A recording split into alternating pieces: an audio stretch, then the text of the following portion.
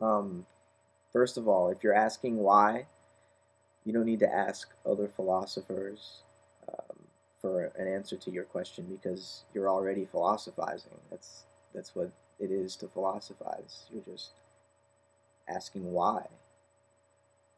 And I think the reason sometimes it's depressing to ask why is just because it it sort of placates the monkey mind, and it allows our muscles to relax. It allows that part of us that just wants to know how to get it done, to get what we want in a short term kind of perspective. So it relaxes the muscles and allows the nerves to actually feel.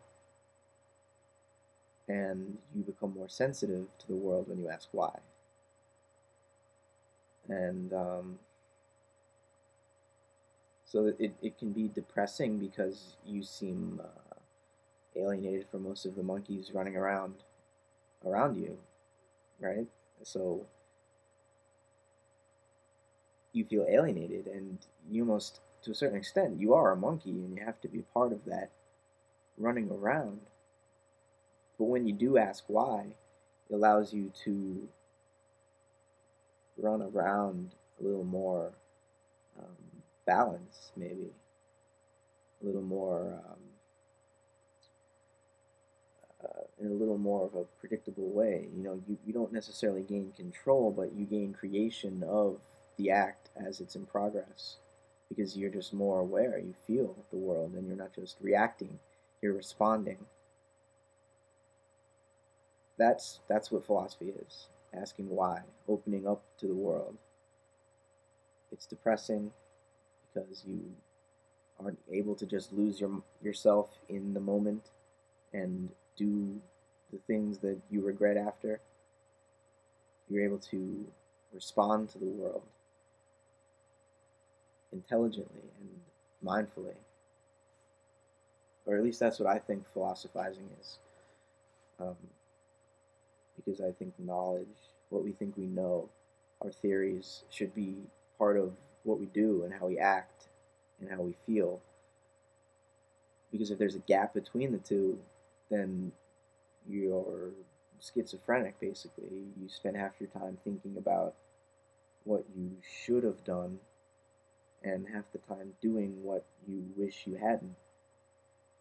So if you can't bring the two together, you're kind of walking in two directions at once and not moving anywhere. But I don't know, to ask why anything. It's like we all know there's an effect happening, right? So to ask why is there something happening, we're asking for the cause. So in a sense it's a religious question because the cause of this existence, there must be one, right? If we take cause and effect seriously in any other instance in which it occurs, supposedly in this world, then we must assume that this world itself had a cause. It's only logical. As far as my understanding of logic goes, I'm not exactly the most logical guy. But I think you're definitely right on about materialism and idealism, although it's impossible for us to ever get outside of our own perspective. So just taking that stance right there, it's automatically a win for idealism, you would think, because fundamentally we are limited by our perception. So the world is our perception. Without consciousness, there's nothing out there. There's no world without anyone to observe it. And as far as we know, we're the only ones who at least think they're observing it. We think we're conscious. We can't prove we're conscious. Lots of people can say, there's no such thing as consciousness. There's only a material brain. But then we're sort of not asking the right questions, or we're just not asking all the questions. Because if a materialist asks why, well, they won't actually. They can't. Unless they just say, well, it's my subjective opinion if I ask that question.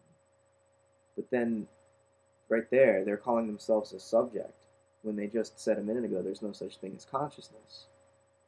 And so I just don't understand how you can, well, you can't do that as one person. You have to be divided in your experience.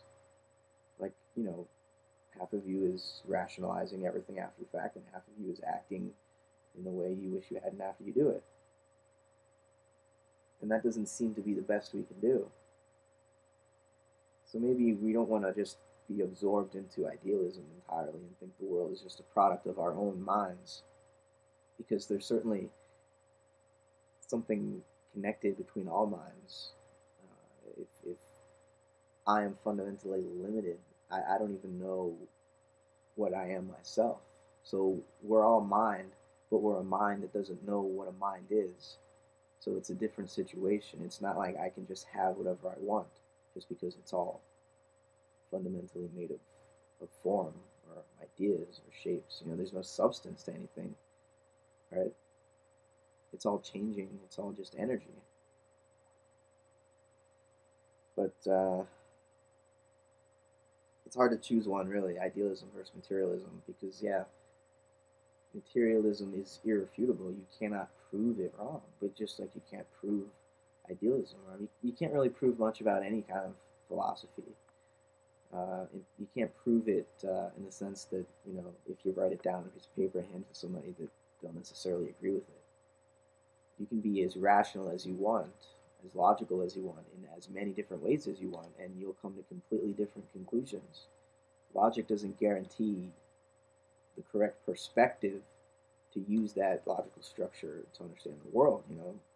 It's just a tool for, once you have decided on some basic axioms, it's a tool to plot out those axioms in a very calculated and